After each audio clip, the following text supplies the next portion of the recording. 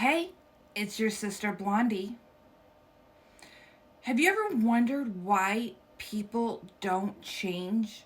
Even though you see what they're going through.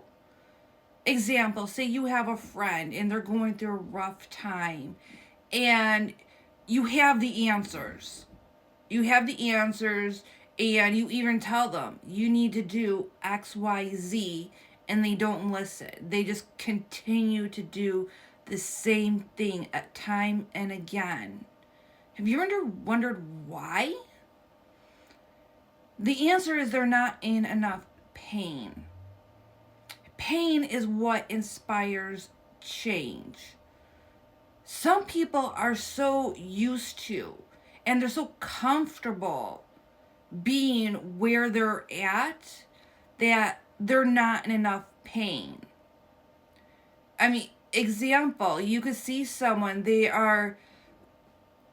hardly have any money. They're living paycheck to paycheck. Maybe they don't have a job. They're just barely surviving. And you know what they need to do and they don't. It's because they have lived that lifestyle for so long. They're comfortable. They're not happy. By no means are they happy, but they're comfortable. Think about that for a moment. You could you can go out into the world and a lot of people watch, okay? People watch and you can see the people who are just absolutely miserable, but they don't change because they're comfortable. They're not happy, but they're comfortable, so they don't change. What inspires change is having enough pain. Pain is what inspires people to change. Think a great example would be, imagine someone breaks the law and that illegal act, the consequence was actual prison time. Think about that. When they do their prison time, whether it's 1 year, 5 year, 10 year, they do their prison time. But when they get out, they're no longer in pain. Think about that.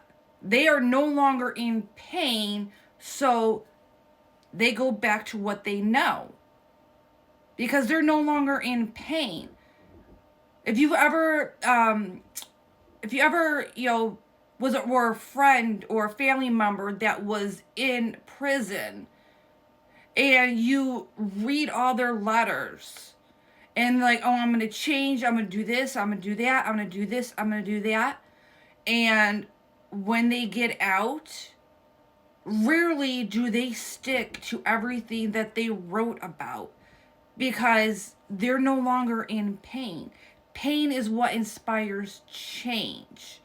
And just letting someone out of prison, they did their time and now they got their freedom. They're going to do what they want. They're no longer in pain, so they're no longer inspired to change.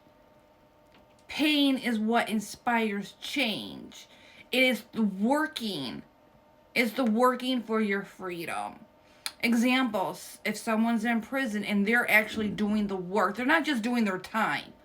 They're not just doing their time, but they're doing the work. Meaning, because there are things you can do in prison. I know you can go, I believe they teach classes. I believe there's stuff. I'm not educated on the prison system by no means. But I know they do offer things while you're doing your time. They offer programs to better yourself. And that's the difference. Are you in there just doing your time, or are you in there and are you doing your time and bettering yourself? Because you have to be in enough pain to make a change. And for some people, they're comfortable with the pain.